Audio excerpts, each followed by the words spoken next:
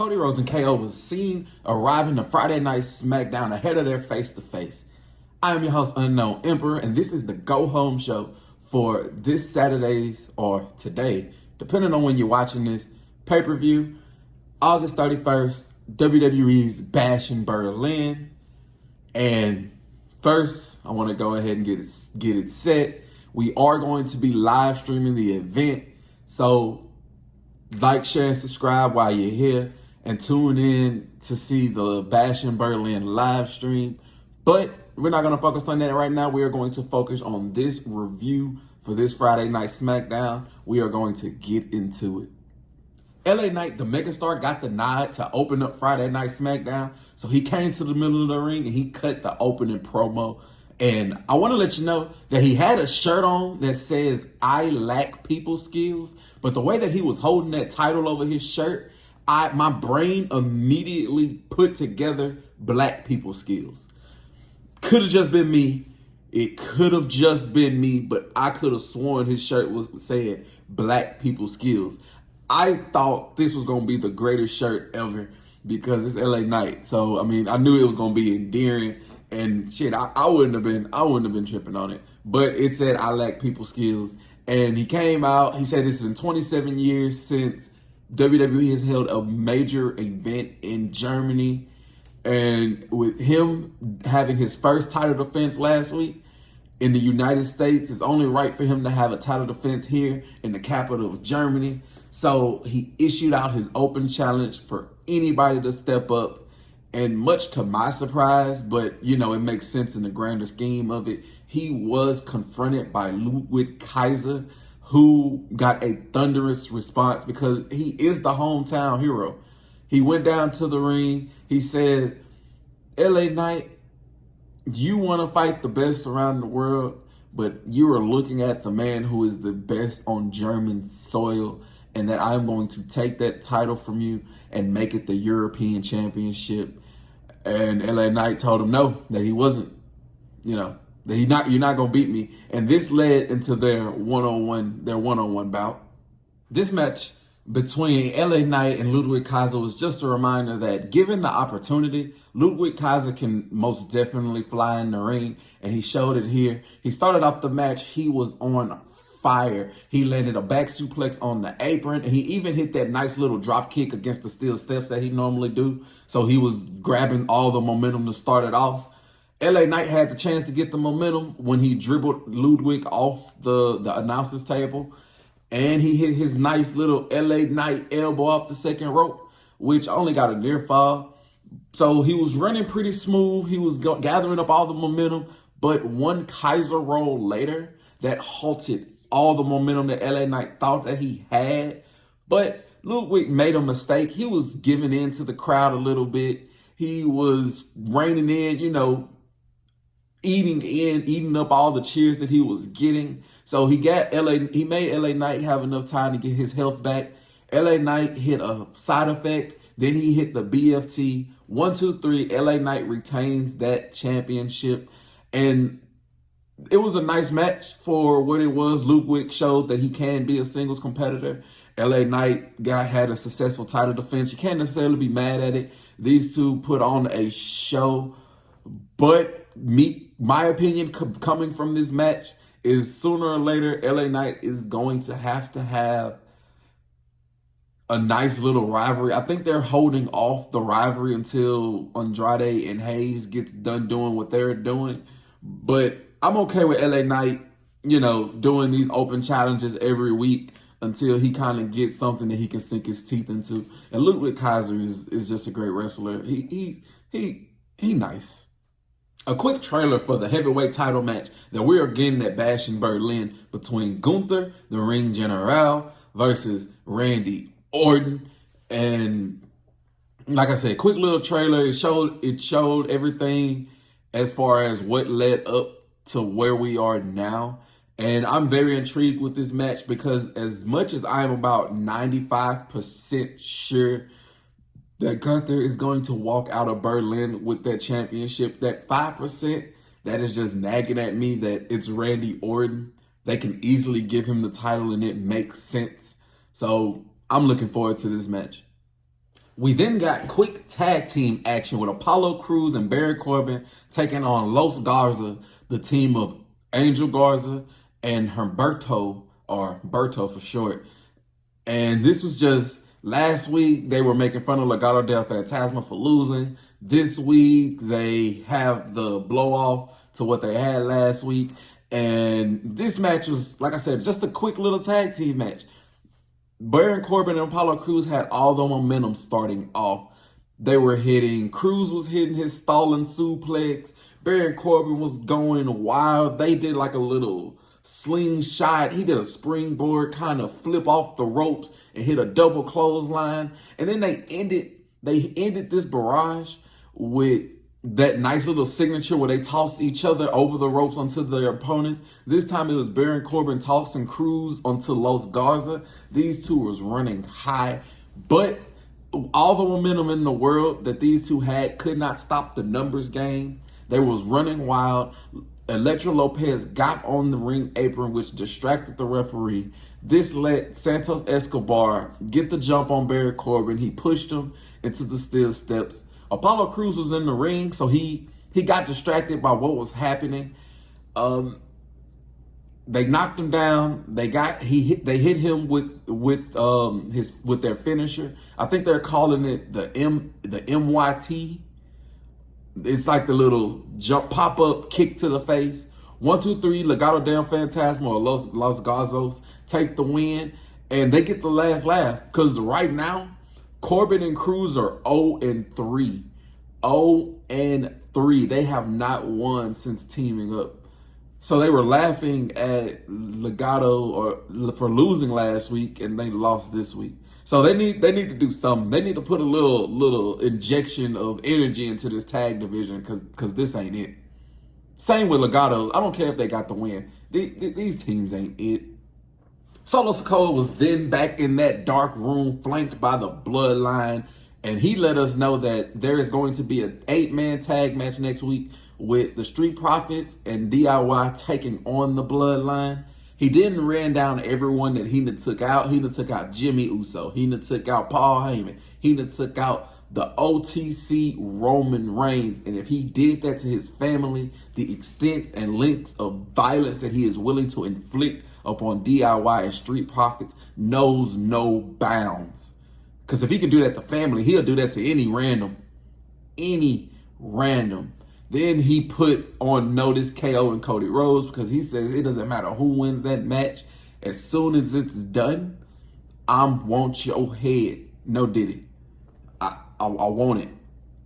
So he's basically planting the seeds for maybe after the match he's going to come out there and try to do something, and Roman Reigns will come out there to save it. Maybe, we don't know. But Dark Room Solo with Jacob Fatu in the back, standing over him like this. Nasty. Raw.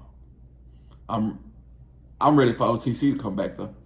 Nick Aldis graced our presence to Friday Night Smackdown, and he welcomed the Berlin crowd. He also gave them a nice little thank you for the amazing European tour that they have been on, and they have been an amazing crowd. It was here he then welcomed Kevin Owens and Cody Rhodes to the middle of the ring so they could have their face-to-face. It was here where these two began to just go back and forth like some passive-aggressive friends. Like, I know the truth, you know the truth, or why would you say that? I can't believe you're trying to gaslight me. It was a lot of nuances to this back and forth that I personally enjoyed. KO wanted to start off by bringing attention to Cody Rhodes' knee, but Cody didn't want to talk about that. Cody wanted to bring attention to how last Friday night that if he didn't turn around, it sure did look like KO was going to attack him with that title. So he wanted to get answers for that. KO was properly taken aback because, as he stated last week, these two have not had that type of relationship. They have been friends from the very beginning, and he knows the relationship that KO had with Dusty. So in no way, shape, form, or fashion would he want to do that. Then he asked him, why would he want to attack him from behind? Cody did a great bit of gaslighting in this segment. He said that when I left, I went down the same path that you had went down. And I just seem to get a little bit more credit than you. Right or wrong, I'm just getting a little bit more credit than you on that path. That would make me mad. And I came back the same night you had one of the biggest nights of your career when you took on Stone Cold Steve Austin. I returned on that WrestleMania night. And I had a bigger spotlight than you. If I was you, that would make me mad too. So, like I said, passive-aggressive friends, just like sending shots at each other. KO again, like, was distraught. Like I can't believe that you're saying these things to me. But he was really having the wheels turning, like you really did do all this to me. But he said no, because you didn't even take your knee when you do your entrance like you normally do. So what's really going on? If you don't face me at 100%, I'm going to take that title. My first title reign was blemished because people said it was because of Triple H I had it. Now, when I take this title from you, they're going to say it was your bum knee. I don't want no excuses. Then Cody obviously got mad. Like, when you're saying all of this, when my knee's 100%, I'm going to beat you. Then he asked him, are they still going to be friends after he beats him to retain his title? KO whispered something in his ear and then left the ring and left Cody standing there a little perplexed and had everybody wondering, what did he just whisper in his ear? He probably whispered, your knee not good, or he whispered, you're not allowed at the cookouts like I am. He probably said something slick, like, adrenaline in my soul, ha ha ha ha, and then walked off. But I'm ready for this match because of all the indications to it. Because is KO gonna turn heel? Is Cody Rhodes gonna turn heel? Is Solo Sikoa going to interfere before or after the match? What's going to happen? Are they gonna stay friends after? So this match is intriguing and interesting for more than one reason. So Bash in Berlin is going to give us a nice little taste, no diddy, about where the wrestling scene and this undisputed title picture is gonna go. But I'm looking forward to it. Grayson Waller was then being another asshole. Another day of him being a manipulator to Austin Theory, because Baron Corbin and Apollo Crews was backstage walking after their loss, and Waller and Theory walked up on him. Waller was antagonizing him, and then he told Baron Corbin that Theory called him all types of bitches and hoes. And then Corbin was like, you really trying to talk to me but you know who I am? But then Cruz calmed him down. They walked off, and Theory was mad at Waller, like, hey, you keep getting me, you keep trash talking, and I'm the one getting beat up. I feel like it's a strain on our relationship. Then Waller instantly went into, oh, woe is me. He played the victim role really well. Like, man, that's just how we do it. I'm sorry. I would never do that to you. We're the best of friends. Buddy, hug me. Ha. Theory just fell into that trap again. I'm ready for that breakup, because when he implode, it's gonna be. To be honest, if y'all want to make Theory a bigger baby face, I wouldn't have him turn on Waller. Like, I wouldn't have him turn on Waller like how they did the Otis Gable type ordeal. I would have Waller turn on Theory, because we see how it's going. If we want to make Theory a bigger baby face, I'll have Grayson Waller turn on him. But that's just me. That's just me. Andrade, Carmelo Hayes, match number 4. They were in action, and these two wasted no time. Straight from the bell, these two hit the ground flying. Yes, I know what I said. They wasted no time throwing lefts and rights. Andrade instantly took momentum. Within 30 seconds, he was landing corkscrews and dives. He even hit this nasty stomp to Hayes' chest onto the apron. Even through the commercial break, he was able to hold that momentum, because after that, he landed that little double moonsault, that double backflip moonsault that Hayes kicked out at the 3. I mean, at the 2. At the 2, you can't kick out at 3. What? He kicked out before the 3. He kicked out at 2. The chemistry that these two are displaying every time that they get inside the ring is no wonder that this is probably going to go 7 matches. this is probably going to go 7 matches. But here, Melo was favoring his knee. It was obviously hobbling him, but he was able out of nowhere to hit what he calls the first 48, and then he hit the knees into the corner that got the near fall. So he was running pretty high, but Andrade was able to get the momentum back when he landed this amazing rolling, like sit out one arm power slam. And he was going to go for his knees into the corner. He was going to go. But at some point early in the match, that turnbuckle that he was running to got exposed. So when he didn't run into it, which slowed down his momentum, that gave Hayes the opening he was looking for, and he landed a super duper quadruple kick. Damn near kicked Andrade's head off his shoulders. But it basically powered Andrade up because he hit his rolling elbow. He hit this avalanche springboard Spanish fly, and he was running wild. But he got a little too excited and kind of forgot his placement of where he was. He was on the top rope, but when Carmelo Hayes pulled his legs from under him and he went face first into that turnbuckle, that was that turnbuckle that was exposed. So he was obviously dazed. Hayes hit the nothing but net. 1, 2, 3. He evens up the series at 2-2. And that is why I feel as though this is going seven matches, because it's 2-2. Why? I mean, they could do one more to break the tie, but it would make it so much better if they go 7. Like if they go 7.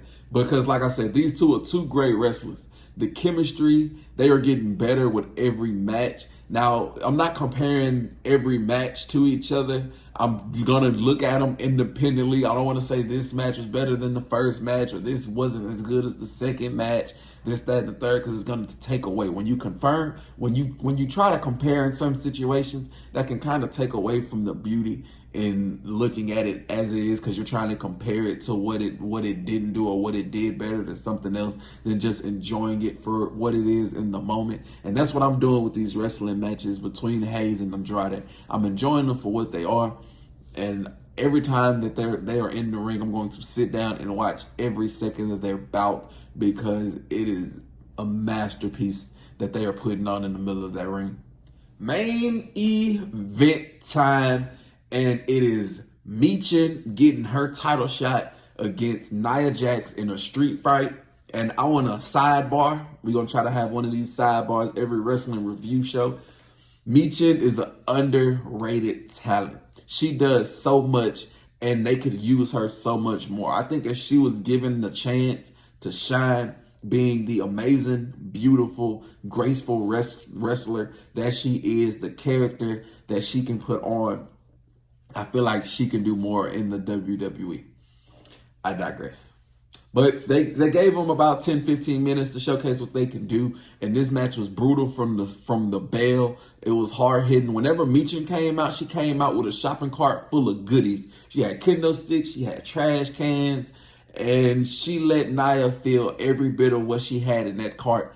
Because it started off with Nia being a human piñata, and Michin going over and over and over and over, brutalizing Nia Jax with the kendo stick. Even the commercial break couldn't help her, because when we came back, she was still getting beat up by Michin and the kendo stick. Nia Jax hit a nice backhand and a uranagi on the apron to try to get that momentum back, but as quickly as she was heating up, Michin must have felt that, because she grabbed a fire extinguisher and sprayed her with it. Back inside the ring, it was a table that was posted up by Michin. She put Nia Jax through this table with a power bomb from the top rope. So these two was laying out. It was here that Tiffany Stratton made her presence felt. She ran down to the ring and made it look like she was gonna cash in. She hit Michin with the briefcase a couple times, And whenever she looked at the ref like she was gonna cash that briefcase in, she looked at Nia. Nia distracted her. She attacked Michin a little bit more. It was here that we got a returning Bayley. We have not seen Bayley since SummerSlam. She came out looking